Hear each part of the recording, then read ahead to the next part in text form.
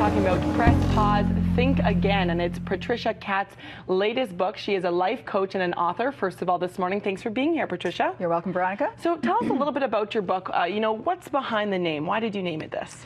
Well, it's really focused on people who are exhausted, overwhelmed, overloaded by some of the pressures in their world and their life and trying to get a grip. Isn't that all of us? Well, quite a few. Could be, right? Yeah, there's a pretty good market for that book. Yeah. So it's about fulfilling your life and having a great 2012 and having a great new year. I think at the core of it, it's about being more thoughtful about choices. People feel like they're kind of driven off the road, right? By all the pressures and expectations of pace. And so there really are some choices there. Like, you don't have to respond in that way. Mm-hmm. One of the best things you can do is actually make a practice of stepping back, pressing pause.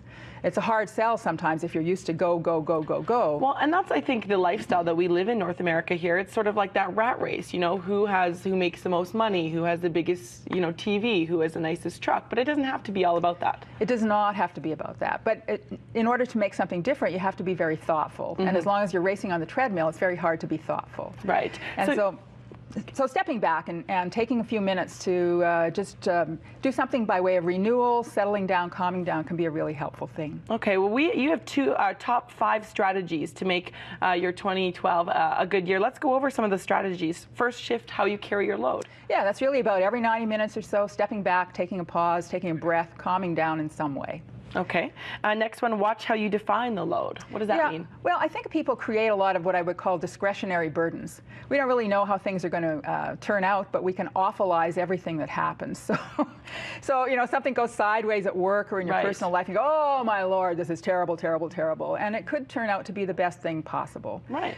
But we don't know. So just try and avoid carrying discretionary burdens that don't have to be carried. I think that's a great point that you made here. Also, learn to control the load. What about that? Well, sometimes we are our own worst enemies in terms of what we take on. Mm-hmm. Also, we just kind of respond to all the expectations of others, and all of those things are negotiable. Right. So stop and think, what do you really have time for? What do you have the energy or the juice for?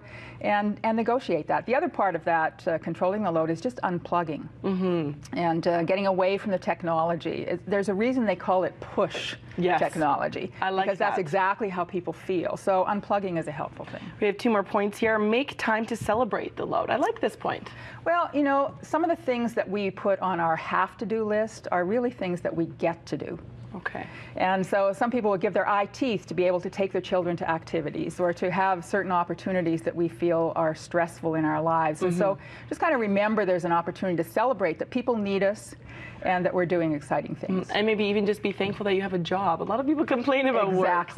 And some people are looking for that job. One more here. We have about 30 seconds. Put speed in its place. What about that one? Just listen to the conversations that people have back and forth. Veronica, I just need to have a quick chat. If you've got time for a quick lunch, just have a quick meeting.